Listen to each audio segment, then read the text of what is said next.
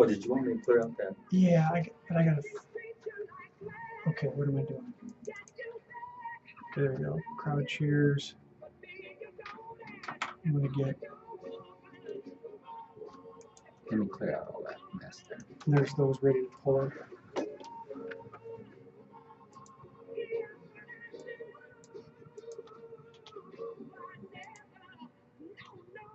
Love Gladys Knight. I'm gonna put a commercial in there. Okay. Enough time doing it up.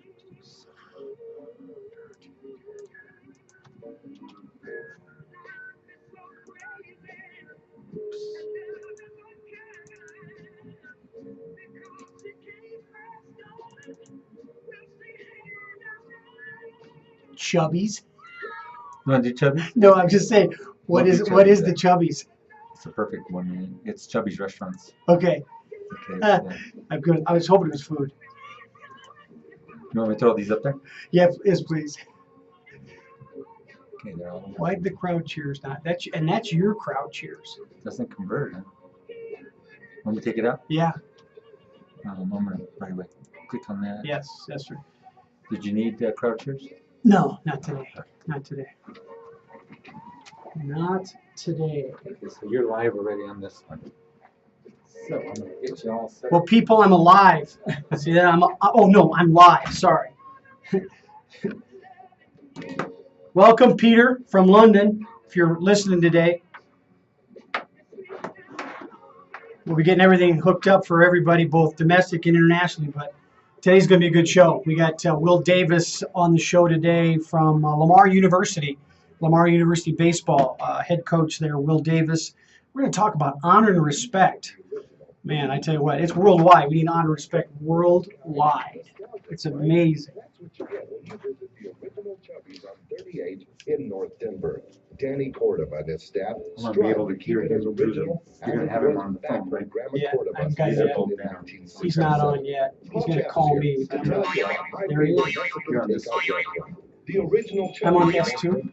When was the last time you had a smothered deluxe Mexican hamburger? Hey, Will. Or the world famous chili cheese fries? How you doing, bud? To die for.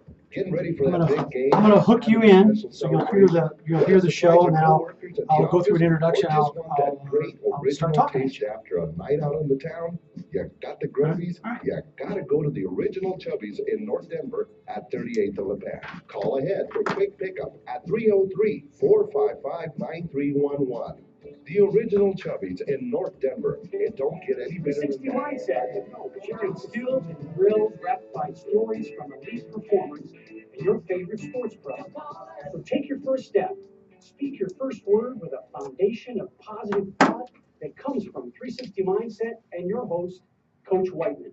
Roll, Whiteman. Let's get started. No excuses. Oh, America! Are you serious? It is showtime, baby! Here we go! Grand Jam Slam!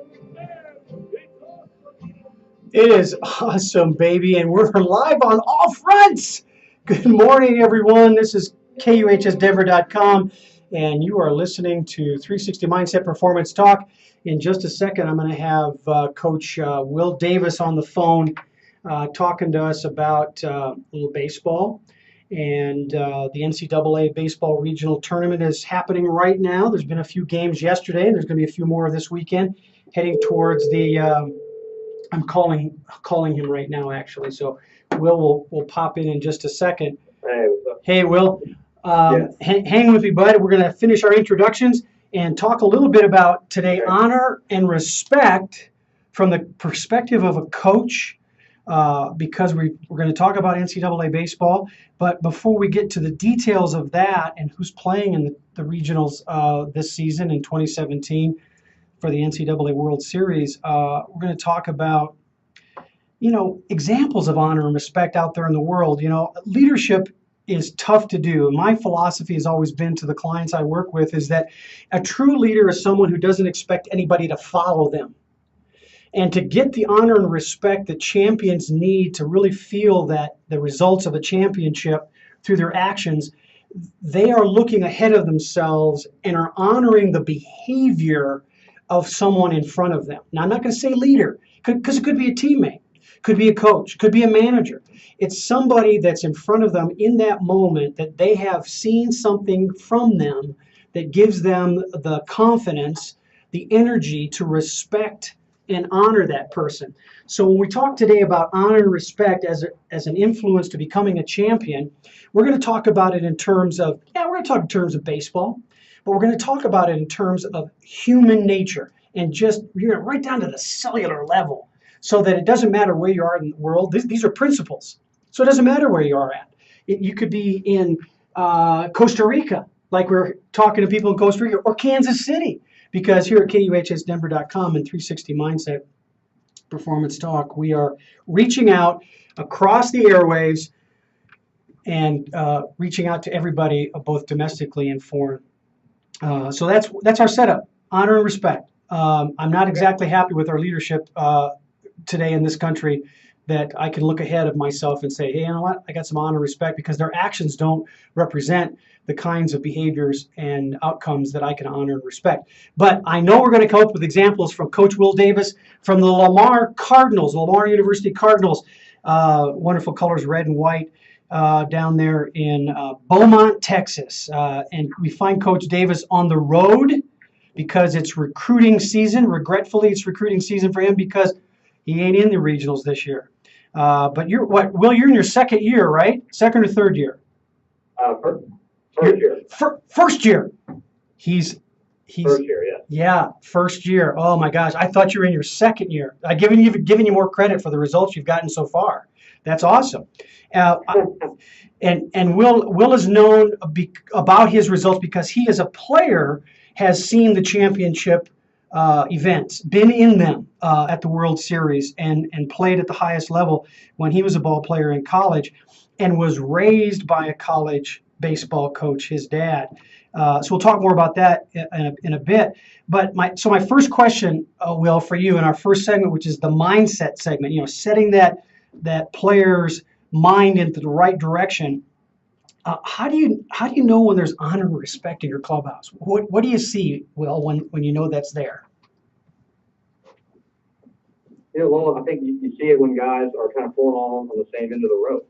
If you got teammates pulling for each other, you got teammates sharing information with each other because they honor and respect each other, and want the other guys to succeed just as badly as they succeed. So I think that's probably the best example you could find on a college team, and I'm fortunate to see it on our team.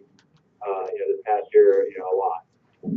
So when you were going through the season, both from the early stages all the way to the end of the season, you were seeing things, a batter coming away from the batter's box after a regretful at bat, and the dugout was saying and doing things that you would represent as an honor and respect for that ball player, despite the outcome.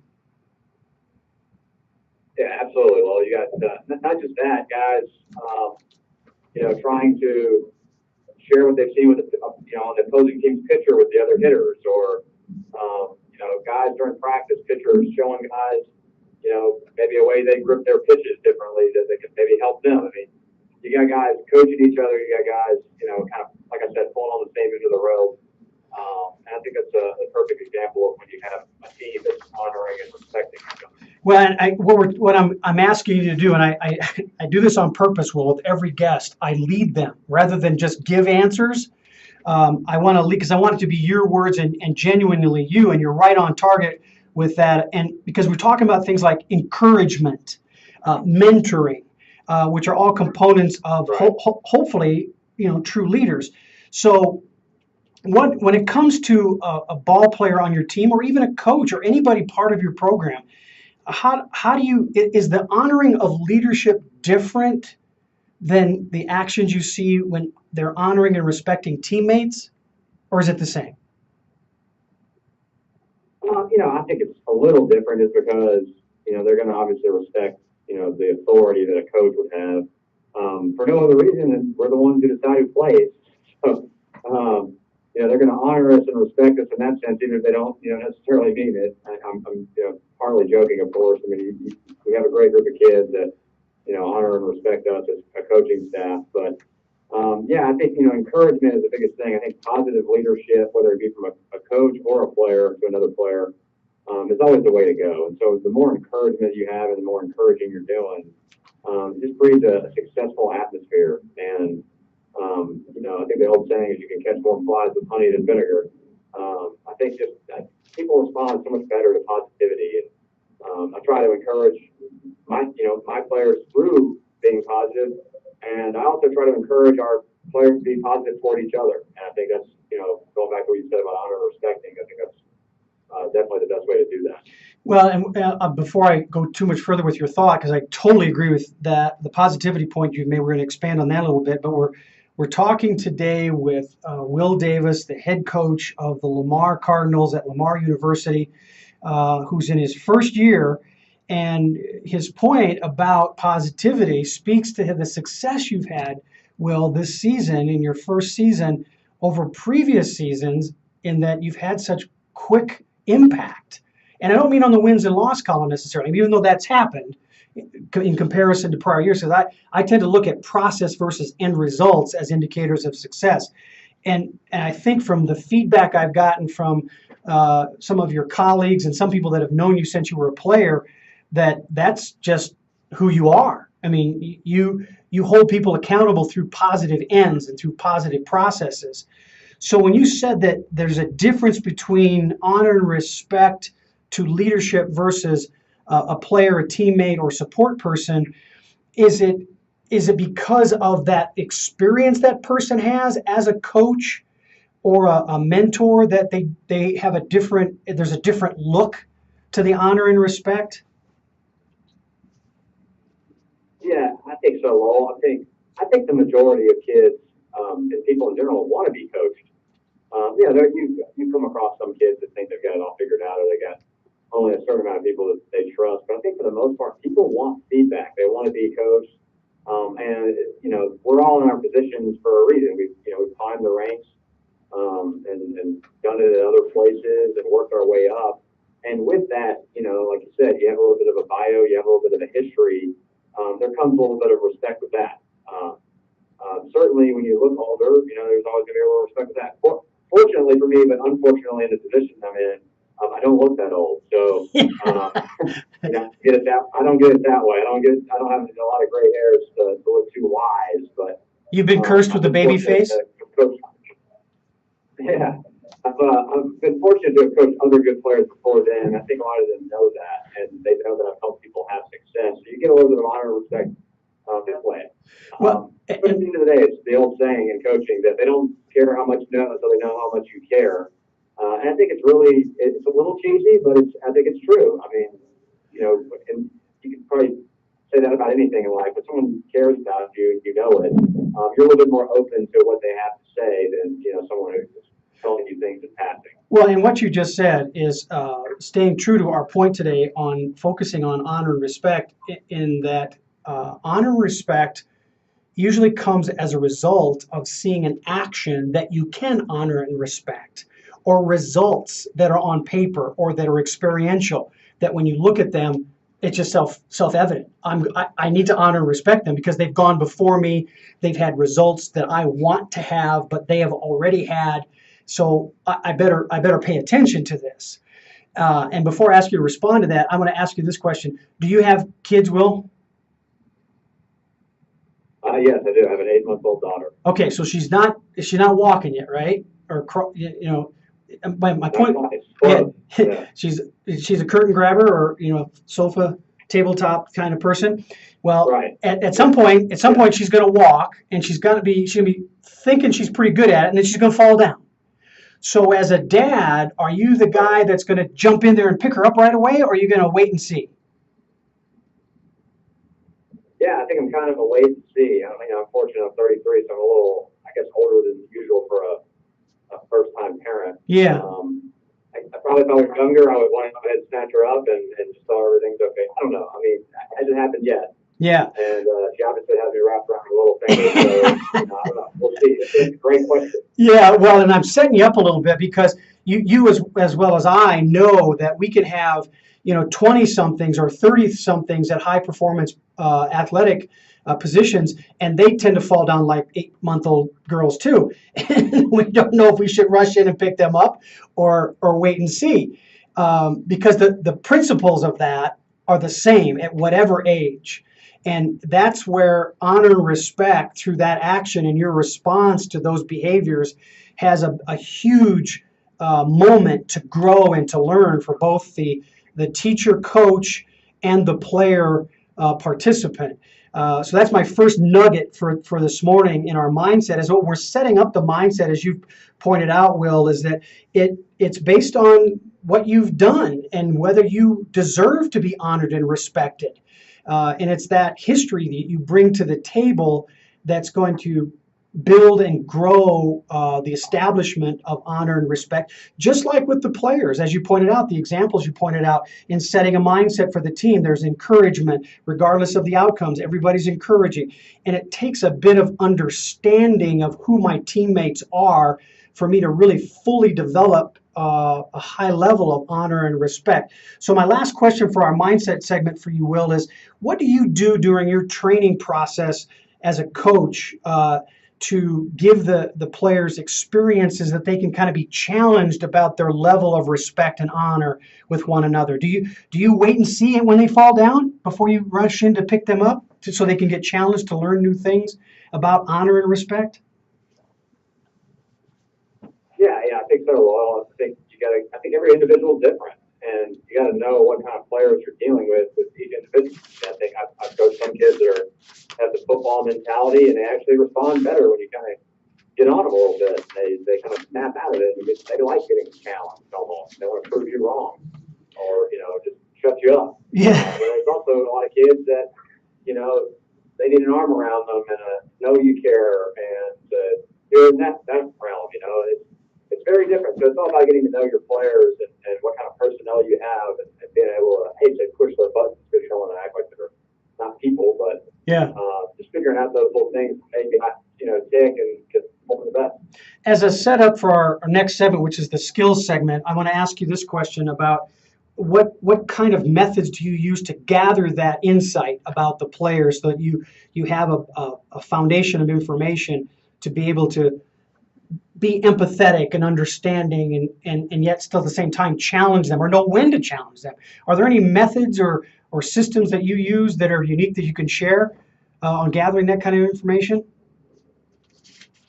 I doubt it's anything unique, but I'm very involved in the recruiting process with our guys, and so I'm fortunate to be able to make a relationship with them long before they get on campus and kind of get a feel for what kind of kid we're getting, and then also once they get here, I try to make myself as available as possible and just be present, be out there. There's a lot of things when you're a Division I head coach that come across your desk. A lot of things that aren't necessarily things you want to deal with. You'd like to be out there with the players, but I always make sure that I put those things aside when the players start showing up, and they're always the number one focus. And so the more I'm around, the more I'm talking to my guys, the more I'm asking questions.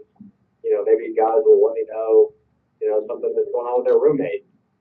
But if you're not around and doing that, and making yourself present and available, you're not privy to those conversations. And so that's really what I try to do, and I think it just helps, learn each guy a little bit better. What role does the environment in the academic setting do to help you create that mindset with these athletes that you're available and you care and that you're going to be involved in getting to know them? Are there any other systems that you call upon that surround the baseball team on campus that you tend to rely on routinely? Nothing from the academic realm necessarily that's in place where I can call on. Well, I guess we do have an academic advisor, and we keep in touch, meet weekly about their classes and things like that. So I'll find out quickly if a guy's struggling in a class, yeah, if he needs more time to study, and that's obviously very important. You don't want guys. It is student athlete first, and a lot of our guys will get a chance to play professional baseball, but a lot of them also won't. Yeah. And so you want to be able to, if a guy's struggling in a class or something like that, be able to give them that extra time to study. Maybe they leave practice early, or they do the portions of practice that are most important. To maybe their individual skill set in baseball, and you let them go and work on those kind of things. So yeah, that's a very important part of it, is being able to call on those other resources of other people that get to know. Well, that statement right there is a perfect place for us to bridge into our break and then eventually get into our skill set, because it is that completeness of the process and the respect of that student-athlete process that's essential. Because if you don't go on to pros, as Coach Davis just said, you got to back up on something, and hopefully it's a good job and you've got a great education to support that job. So with that being said, we're into our first break, and we're going to talk a little bit about let's talk a little bit about 360 Mindset at 360mindset.com and the support that we give our clients through the assessment of human desires. It's important to know who you are. As we're talking about it with Coach Davis and him understanding his players, we have a personal assessment that we use called RMP16 that you can find on the website. Go there and just sign up and take it. It's a personal assessment about human desire so that you can get numerical evidence as to this question answer. Why am I here? What do I want to do? Where are my thoughts going? Where are my desires motivating me to pursue things? It's not going to say you're a good mechanic or you're a good executive or you're a good accountant. That's not what our assessment's all about. It's about helping you understand at the organic cellular level, why am I here? What do I want to do? What do I desire? And then formulate those desires into a package and help you position it in a way that you can make choices that are a good fit for you. That's at 360mindset.com on our website, and select the RMP16 tab and check out our Human Desires Assessment. So as we continue to move on, I want to remind you about our June schedule. June is a great month. We're going to talk about intimacy and professional athletes and human desires. I just spun away and give you the back of my head there in my camera. I'm sorry about that, people.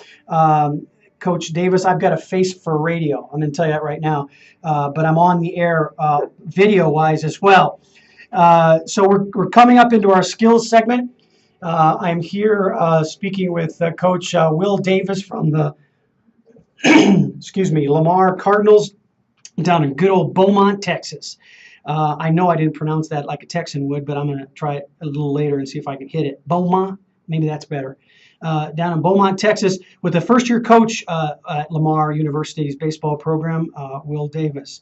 So our skills segment, it talks about taking that mindset and bringing it together with what you do best, what you're focused. Stay in the moment, as I tell my guys and gals, stay in the moment and focus on what you do best first, and then adjust and adapt as you continue to get challenged. So as we're talking about honor and respect, Will, what are some examples on the baseball field where you're going to see honor and respect manifest itself?